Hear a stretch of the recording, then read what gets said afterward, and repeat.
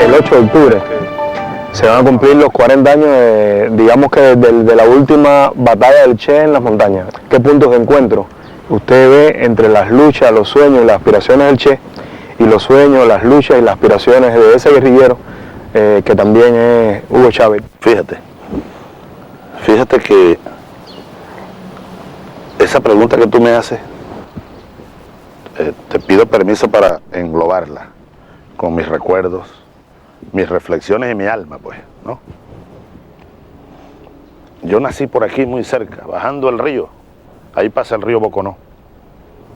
Bajando el río está Sabaneta de Barinas. Sabaneta de Barinas es un viejo pueblo. Ahí donde está el antiguo vado, el paso del río, porque aquí todavía el río que viene bajando de la montaña, mira, ya se ve la montaña. Esos son los Andes ya. Estamos nosotros aquí en los últimos ramales y estribaciones de los Andes. Estos son los Andes, mira la pendiente. Pero de aquí para allá, de esa carretera que está a 100 metros para allá, ya no hay más pendiente. Es una sola mesa gigantesca hasta el Apure y el Orinoco. Entonces yo nací hace 53 años ahí en la orilla del río, a la orilla, a 100 metros del río, de la madre vieja del río Boconó, en Sabaneta. Y yo creo que me conseguía el Che Guevara desde esos primeros años.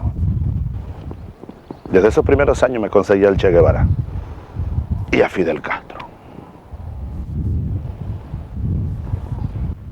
En primer lugar, fíjate, yo nací en 1954.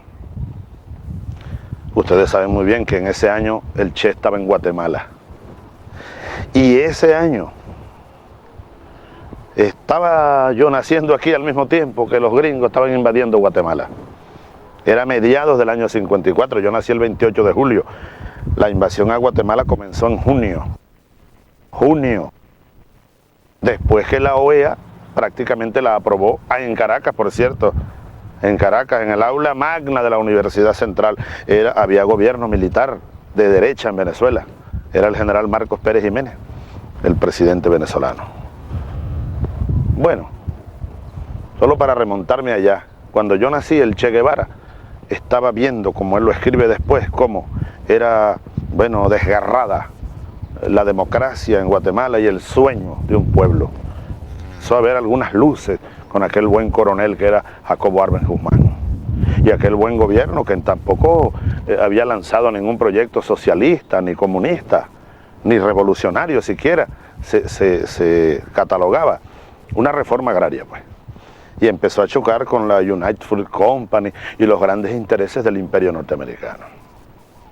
Ahora, yo fui creciendo allí, en una casa de palma, piso de tierra, pero desde niño yo sobre todo oía mucho radio. Me llamaba la atención un viejo radio grande que tenía la abuela Marta Frías, abuela de mi madre, en Los Rastrojos, un poquitico más allá de Sabaneta, en otro caserón grande de palma. Ellos tenían un viejo radio. A mí me encantaba aprender aquello y era como el internet de hoy, ¿no? Aquellos niños que éramos nosotros, navegábamos por aquellas ondas. Oye, y ahí llegaba ese radio grande, captaba, sobre todo en las noches, emisoras internacionales. Y a mí me encantaba desde niño oír las radionovelas. Yo recuerdo El Gavilán contra el enano siniestro.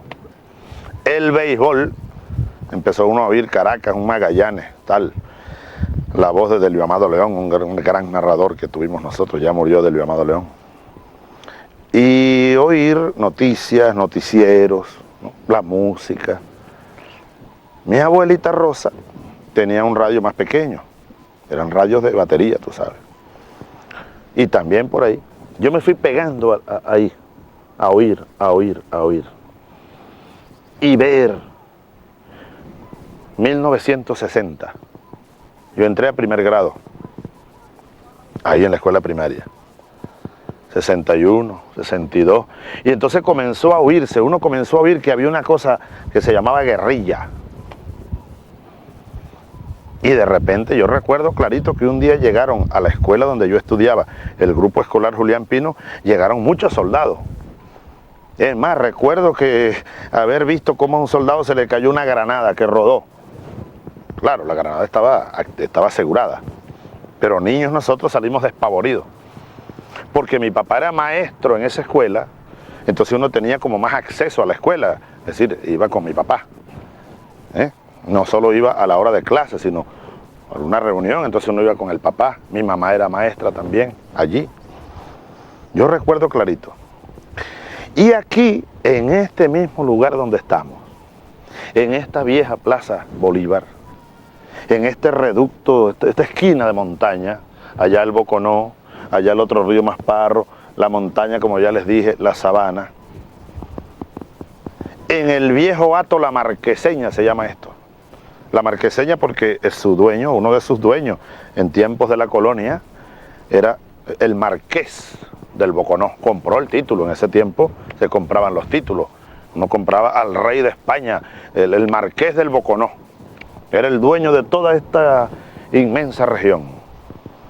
Y era un paso estratégico, obligado, sobre todo en invierno, y también en verano, sobre todo para los ejércitos, las tropas y el comercio. Por aquí pasaban las carretas de mula, las tropas de caballería, la logística, y para cruzar el río por aquí no podían. Era por Sabaneta que se cruzaba el río, en el paso varonero, así se llama, del varón, ese es otro título, del varón del Boconó. Yo recuerdo cuando niño, a mi abuela Rosa, la madre de mi padre, ella me crió. Ella contaba los cuentos que le echaba su mamá, Inés Chávez, india de los llanos.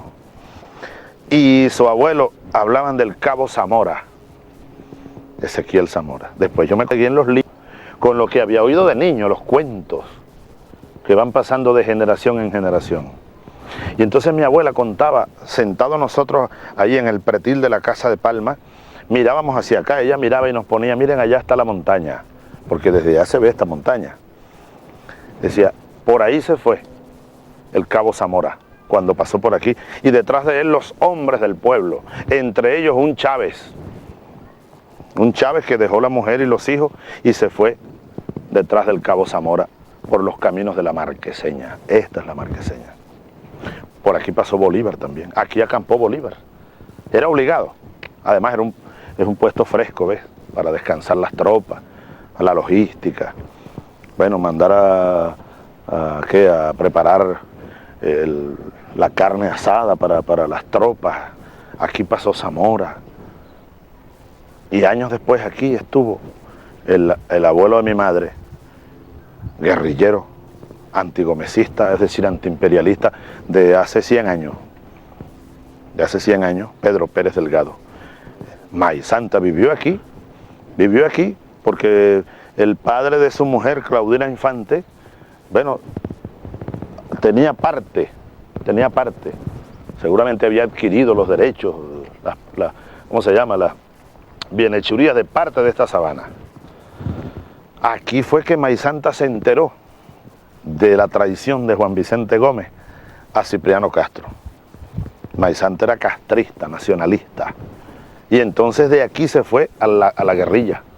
Dejó la mujer y los hijos pequeños. Mi abuelo Rafael y mi abuelo Pedro decían antes de morir que ellos no recuerdan a su padre, porque cuando él se fue a la guerrilla en 1914, un poco antes quizá, ellos tenían 5 o 6 años de edad.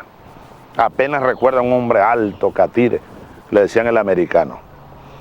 Yo te digo todas estas cosas para tratar de decir al mismo tiempo cuántas cosas significa este lugar para mí y para nuestro movimiento, para el impulso revolucionario, patriótico, bolivariano, zamorano, que nos trae como un huracán, ¿no?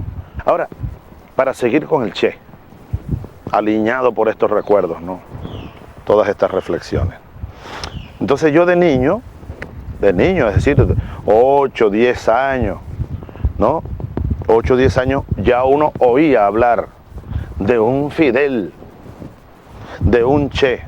Porque mi padre, maestro de escuela y mi padre de pensamiento progresista siempre, tenía unos amigos, maestros, el médico, etcétera, que bueno, veían con mucho agrado el movimiento guerrillero que aquí había comenzado a fermentar, sobre todo después del éxito de la Revolución Cubana en 1959.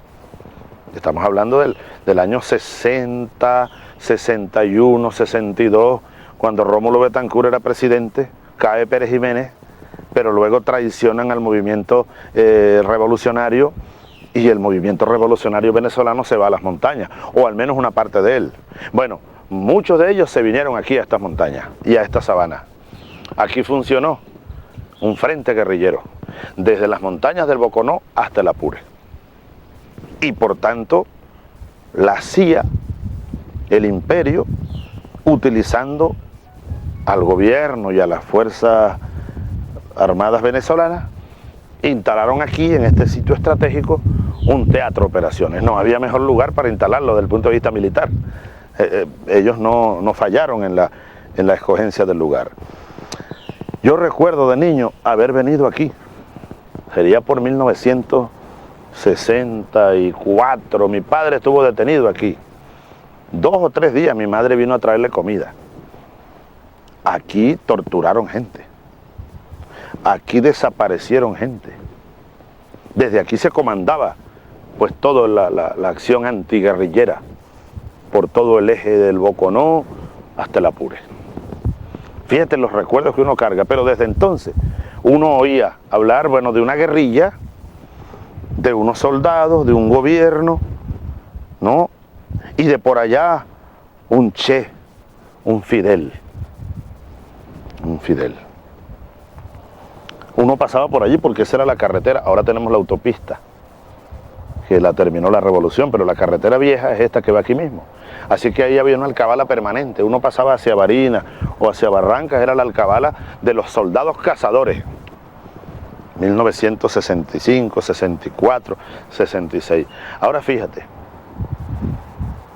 ya en 1966, yo termino la primaria en Sabaneta, la escuela primaria, y obligatoriamente para poder estudiar en esa época en Venezuela uno tenía que emigrar a la ciudad, al liceo. El único liceo que había en Barinas, el Liceo Oleri.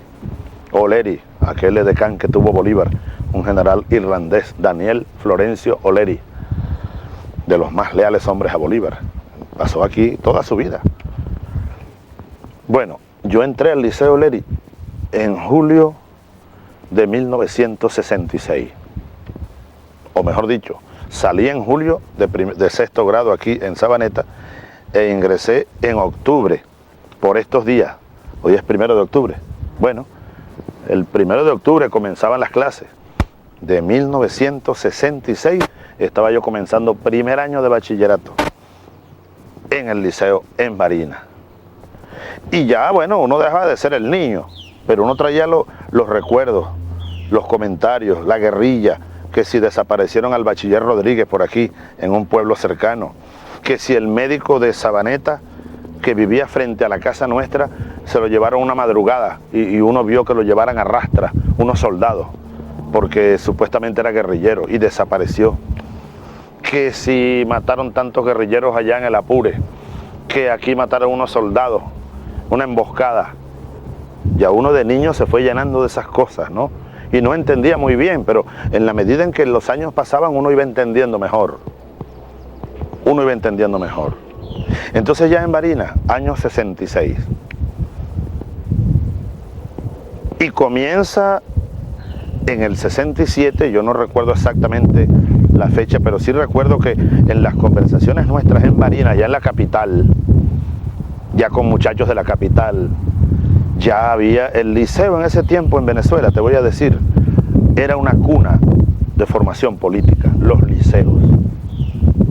Luego, el sistema capitalista venezolano eliminó los liceos por eliminar el nido donde los niños se empezaban a ser adolescentes y empezaban a hablar de política y de revolución.